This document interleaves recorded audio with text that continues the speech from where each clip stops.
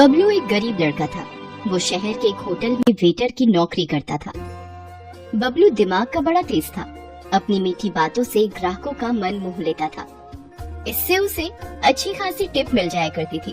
मगर फिर भी कभी कभी उसे ऐसे ग्राहक मिल ही जाते जो बड़े कंगले होते थे।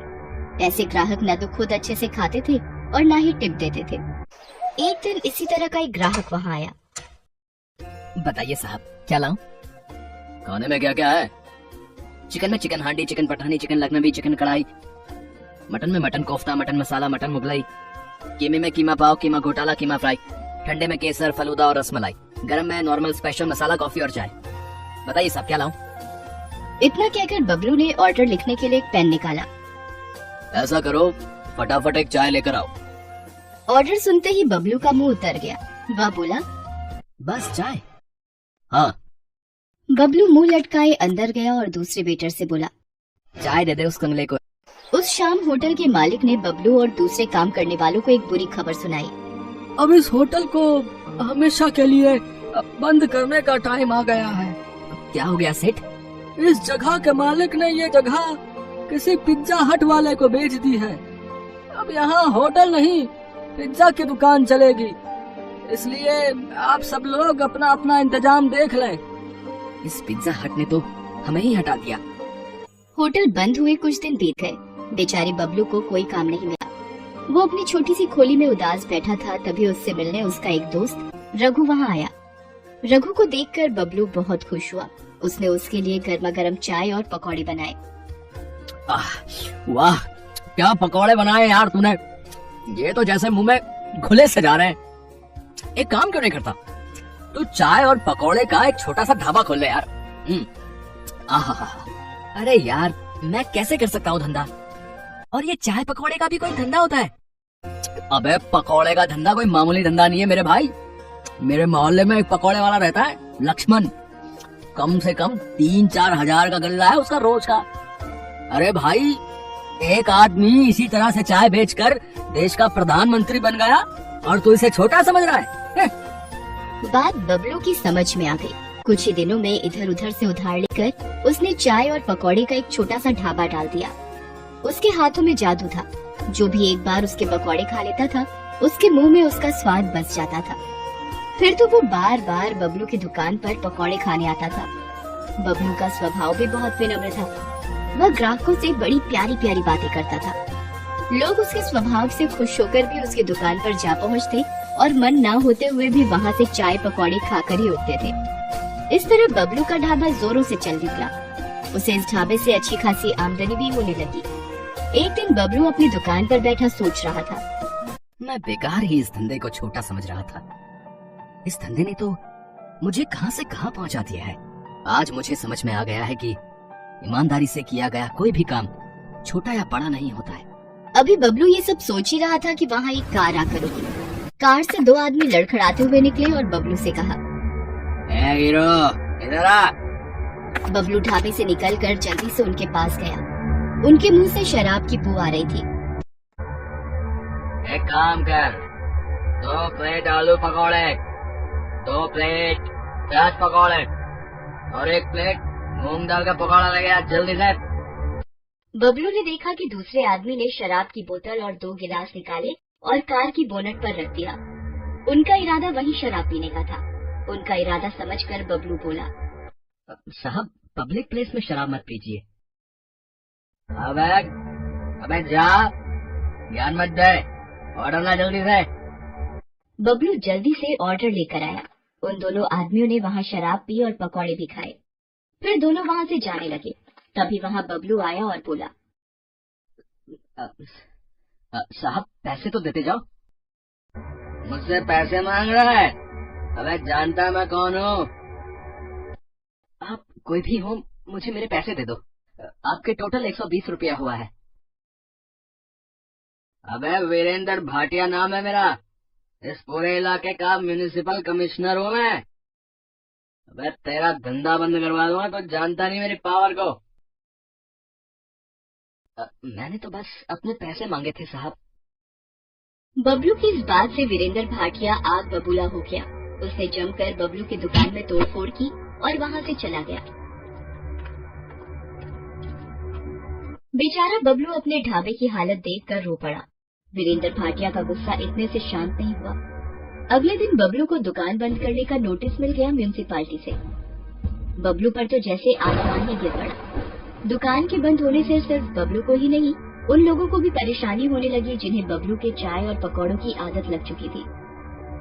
एक दिन बबलू अपनी खोली में उदास बैठा था, तभी वहाँ कुछ लोग आए। बबलू उन्हें पहचान गया। वो सब उसके रोज के ग्राहक थे। अरे बबलू भैया, अरे और कितने दिनों तक ऐसे ही बैठे रहोगे हैं? अगर अभी कुछ नहीं किया गया तो इस भाटिया की मनमानी बढ़ती ही जाएगी, बता रहे हैं। आज तुम्हारी दुकान बंद की है, कल हो सकता है पूरा बाजार बंद कर दे। तो मैं अब कर भी क्या सकता हूँ? तुम हमारे साथ उस भाटिया के ऑफिस में चलो, हम वहीं विरोध प्रदर्शन करेंगे। इस तरह बबलू उन सब लोगों के साथ चला। इतने लोगों के साथ होने से उसकी हिम्मत भी बढ़ गई थी। वो भाटिया के दफ्तर पहुंचा और अपनी दुकान खुलवाने की मांग की। भाटिया बाहर निकलता है और गुस्से में बबलू से कहता है, अच्छा, तो तू इन सब के साथ मुझे डराने आया है? तू जानता नहीं कि तू किससे पंगा ले रहा है। मैं तो जानता हूँ, मगर शायद आप नहीं जानते कि आप किन लोगों से पंगा ले रहे हैं। ये गुप्ता जी हैं, हमारे एरिया के इंस्पेक्टर। रोज ड्यूटी के बाद ये मेरी ही दुकान पर चाय पकौड़े खाने आते थे। ये धर्मपाल जी हैं, यहाँ के एमएलए के खास आदमी। इनकी पार्टी की मीटिंग भी मेरी ही दुकान पर मेरे ही चाय के पकौड़ों के साथ होती है। आज 10 दिन से मेरी दुकान बंद है। ये सब गुस्से से बौखलाए हुए हैं।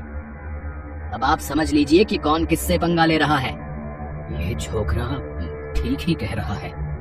पुलिस और नेता लोगों से पंगे लेना ठीक नहीं है। ठीक है, मैं तुम्हारी दुकान खोलने के कागज तैयार करवाता हूँ। फिर भाटिया अंदर जाता है और बबलू की दुकान का परमिट लाकर उसे दे देता है। इस तरह बबलू की होशियारी और लोगों के साथ से उसकी दुकान फिर से चल पड़ती है। ये कहानी है जग्गी पकौड़े वाले की। जग्गी की पत्नी सीमा और जग्गी दोनों मिलकर पकौड़े बेचा करते हैं। जग्गी के पकौड़े लोगों के बीच काफी प्रसिद्ध हैं।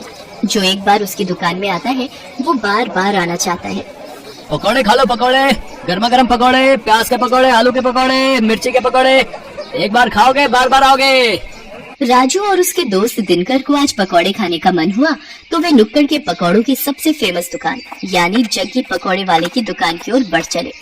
आज सही समय पर निकले हम दोनों, नहीं तो जब तक जग्गी की दुकान पर पहुंचते थे उसकी दुकान के सारे पकौड़े खत्म हो जाते थे। आज तो जमकर पकौड़े खाऊंगा। जग्गी के मिर्च वाले पकौड़े तो इतने स्वादिष्ट होते हैं भाई कि क्या बताऊं यार। एक बार मेरी बीवी मुझसे नाराज चल रही थी, उस रोज मैं उसके लिए जग्गी के पकौड़े ले आया। अरे राजू भाई क्या बताऊं, एक वो दिन है और आज का दिन है। मेरी बीवी मेरे से ऊंची आवाज में बात तक नहीं करती। नाराज होना तो छोड़ ही दो। राजू और दिनकर बातें करते हुए जग्गी की दुकान के बिल्कुल नजदीक पहुंच गए थे। तभी उन्हें दूर से जग्गी की दुकान पर भारी भीड़ दिखाई दी। अरे दिनकर भाई, कहीं आज भी हम लोग लेट तो नहीं हो गए? देख रहे हो जग्गी की दुकान के बाहर लोगों की भीड़। दिनकर दुकान की ओर देखता है, लेकिन एक बात उसे अजीब सी लगती है। उसने देखा कि दुकान के बाहर जितने लोग थे लगभग सभी के हाथ में डंडे थे, कुछ ने पत्थर भी उठा रखे थे। अरे राजू भाई, भीड़ तो दिख रही है, लेकिन भीड़ में लोगों ने डंडे और पत्थर क्यों उठा रखे हैं? कहीं कोई गड़बड़ है क्या? उन्हें कुछ समझ आता उससे पहले लोगों के जोर जोर से चिल्लाने की आवाज आने लगी और सभी गुस्से में कह रहे थे, मारो मारो मारो, इसे छोड़ना नहीं है, मार इसका, मार। उसके बाद दिनकर और राजू ने देखा कि वहाँ खड़ी भीड़ जग्गी को दुकान से खींचकर बाहर निकाल रही है। बाहर निकल। आज हम तुम्हें तुम्हारी हरकतों की वो सजा देंगे कि तू जिंदगी भर याद रखेगा। ये कहकर भीड़ में खड़े एक आदमी ने डंडे का जोर का प्रहार जग्गी पर किया। जग्गी दर्द से कराहने लगा। उसके बाद तो कई लोग डंडे से उसे मारने लगे। उसके सिर से खून निकलने लगा। वो लोगों के आगे हाथ जोड़कर माफी मांगने लगा। छोड़ दीजिए मुझे। तुम्हें छोड़ दूं? हैं? तुम्हारे जैसे बेशर्म पकौड़े वाले को छोड़ना मतलब तुम्हें गलत काम करने की छूट देना। ये कहकर भीड़ में से ही एक आदमी ने अपने हाथ में लिया पत्थर उठाया और उसकी ओर तान दिया। ये देखकर जग्गी दुकान से निकलकर तेजी से भागने लगा। ये लोग तो मेरी जान ही ले लेंगे। मुझे किसी भी तरह यहाँ से निकलना होगा। जग्गी आगे आगे भाग रहा था और गुस्साई भीड़ उसके पीछे। राजू और दिनकर को अभी भी समझ नहीं आ रहा था कि आखिर ऐसा क्या हो गया कि लोग जग्गी के पीछे पड़े हैं। लोग उसे बेशर्म पकौड़े वाला क्यों कह रहे हैं? लोगों के इस तरह जग्गी पर भड़कने का कारण समझने के लिए कुछ समय पीछे जाना पड़ेगा। 410, 430, 490, 500। आज की कमाई 500। अगर इसी तरह कमाई होती रही तो तेरे लिए चांदी की पायल बनवा दूंगा। अच्छा, मुझे पायल वायल नहीं चाहिए। क्यों, क्या हुआ? हमेशा तो गहने की रट लगाए रहती है। हाँ, गहने मुझे चाहिए, लेकिन ईमानदारी के पैसे से। अरे तो मैं कौन सा स्मगलिंग कर रहा हूँ? ईमानदारी से ही तो पैसे कमा रहा हूँ। देखिए जी, ये आपको भी पता है आप कैसे पैसे कमा रहे हैं। पकौड़ों को बनाने के लिए आप क्या करते हैं? अगर किसी को पता लग गया ना तो फिर बवाल हो जाएगा, कोई आपको छोड़ेगा नहीं। अरे तू चुपचाप रह, फालतू की बड़बड़ मत कर। मुझे जैसे बेचना है पकौड़े मैं वैसे ही बेचूंगा। जग्गी बहुत ही बेशर्म इंसान था। वो पकौड़े तो बेचता था, लेकिन बहुत ही गंदे तरीके से। वो पकौड़े के गोलों को पहले अपने गंदे बगल के तले दबाता और फिर पकौड़ियाँ तलता। उसे ये सब करने में बहुत मजा आता था। ये हो गए पकौड़े के गोले तैयार। अब इसे दबाता हूँ अपने गंदे बदबूदार बगल के तले। ये लो, ये दब गया। अब इसे डालता हूँ कढ़ाई में। ये कहकर उसने पकौड़ों को कढ़ाई में डाला। कढ़ाई से निकलने के बाद उसने पकौड़ों की ओर गौर से देखा और मन ही मन मुस्कुराते हुए बोला, ये लो, ये हो गए मेरे असली पकौड़े तैयार। सीमा, मुझे और बेसन दे, मुझे पकौड़ों के और गोले बनाने हैं। सीमा अपने पति को हर दिन ये गंदी हरकत करते देखती और उसे टोकती, लेकिन वो अपनी बेशर्मी से बाज नहीं आता था। अरे ये तो क्या हर दिन चिक चिक करती रहती है, हैं? क्या करती रहती है? मैं कोई गलत नहीं कर रहा। ये तो किताबों में लिखा है कि पसीने की कमाई का मोल ही अलग है, और मैं तो पसीने की ही तो कमाई कर रहा हूँ। मेरे बगल के, यानी मेरे बगल के पसीने की कमाई। अरे वही तो पकौड़ों में स्वाद भर देते हैं और लोग बार बार हमारी दुकान में आते हैं। ले तू भी खा मेरी पसीने की कमाई के पकौड़े। मुझे नहीं खाने आपके पकौड़े, लेकिन मैं अब भी कह रही हूँ आप ये बेशर्मी छोड़ दीजिए, नहीं तो ये एक दिन आप पर ही भारी पड़ेगी। लेकिन जग्गी पर अपनी बीवी की बातों का कोई प्रभाव नहीं पड़ता। वो अपनी बेशर्मी जारी रखता और अपने ग्राहकों को जो उस पर इतना विश्वास करते थे उन्हें पसीने से सने गंदे पकौड़े देता। समय इसी तरह बीत रहा था और जग्गी की बेशर्मी भी जारी थी। इस बीच सीमा गर्भवती हो गई। सीमा बहुत खुश थी। जग्गी भी ये खबर सुनकर बहुत खुश था। वाह सीमा वाह, देख रही हो भगवान की कृपा कैसे भर भर कर बरस रही है हम पर। हाँ देख रही हूँ, तभी तो आपको कहती हूँ अब तो वो काम छोड़ दीजिए, अब हमारा बच्चा आने वाला है। अरे तो फिर से शुरू हो गई। तुझे क्या दिक्कत है? क्या दिक्कत है मेरी तरक्की से? कभी कभी तो लगता है कि तुम मेरी सबसे बड़ी दुश्मन है। एक बार फिर से जग्गी ने अपनी पत्नी सीमा को चुप करा दिया और अपनी बेशर्मी में लगा रहा। लेकिन वो कहते हैं ना कि गलत काम कितनी भी चतुराई से आप करें, एक न एक दिन आपका भेद खुल जाता है और फिर उसके बाद आपको उन सारे पुराने गुनाहों का भी हिसाब देना होता है जो आपने किया होता है। एक दिन की बात है, जग्गी पकौड़े बनाने के लिए पकौड़ों के गोलों को अपने बगल के नीचे दबा रहा था और धीरे धीरे कढ़ाई में डाल रहा था। तभी दूर खड़े एक आदमी की नजर उसकी इस हरकत पर गई। अरे ये पकौड़ी वाला जग्गी क्या कर रहा है भाई? है? अरे छी छी छी छी छी, मुझे तो उल्टी आ रही है इसकी इस हरकत को देखकर। उसने चुपके से जग्गी का वीडियो बना लिया और फिर उसकी दुकान पर गया। ओए जग्गी, तू तो बड़ा बेशर्म है? तुम्हारे ग्राहक तुम पर इतना भरोसा करते हैं और तू उन्हें गंदे पकौड़े खिलाता है? गंदे पकौड़े? ये आप क्या कह रहे हैं भाई? ज्यादा भोले मत बन और सच सच बता, तू पकौड़ों को तलने से पहले उसे अपने बगल के नीचे दबाता है ना? छी छी छी छी, ये आप क्या कह रहे हैं साहब? भला ऐसा कौन करता है? मैं तो पूरी सफाई से अपना काम करता हूँ। क्यों सीमा, बताना साहब को। सीमा ने जग्गी की बात का कोई जवाब नहीं दिया, बस अपना सिर नीचे झुका लिया। वो ग्राहक समझ गया कि जग्गी इस तरह उसकी बातों को नहीं मानेगा। उसने जो वीडियो बनाया था वो वीडियो उसने लोगों को भेजना शुरू कर दिया। जिसने भी उस वीडियो को देखा उसे उबकाई आने लगी। छी छी छी, बाप रे, मैंने भी तो इसके यहाँ के पकौड़े खाए थे। वो ऐसे पकौड़े बनाता है? इस तरह से तो वो लोगों की सेहत से खिलवाड़ कर रहा है। वो वीडियो 1 से 10, 10 से 100 और 100 से फिर लाखों लोगों तक पहुंचकर वायरल हो गया। उस वीडियो को देखकर सभी को बहुत गुस्सा आया और गुस्से में वे सभी जग्गी की दुकान पर डंडे और ईंट पत्थर लेकर पहुंच गए। आज छोड़ना नहीं इसको, इसकी सारी बेशर्मी आज हम निकाल देंगे, मार देंगे इसे। आखिरकार लोगों ने उसे पकड़ लिया। एक बार फिर से सभी उसकी पिटाई करने लगे। तभी उसकी पत्नी सीमा भागती हुई वहाँ आई और लोगों के आगे हाथ जोड़ते हुए उसने कहा, मैं जानती हूँ कि इनकी गलती माफ करने के लायक नहीं है। इन्होंने आप लोगों के विश्वास का खून किया है, आप लोगों की सेहत के साथ खिलवाड़ किया है। लेकिन आप लोग इन्हें मार देंगे तो मेरा बच्चा जो अभी मेरी कोख में है उसके सिर से पिता का साया उठ जाएगा। भगवान के लिए मेरे कोख के बच्चे पर रहम कीजिए और इन्हें छोड़ दीजिए। एक गर्भवती औरत की गिड़गिड़ाहट को सुनकर लोगों का दिल पसीज गया और उन्होंने इस वादे के साथ जग्गी की जान बख्शी कि भाई कान खोल के सुन लो, हम तुम्हें छोड़ तो रहे, लेकिन अब कभी इस तरह और इस जगह पकौड़े ये नहीं बेचेगा। इसे ये जगह छोड़नी होगी।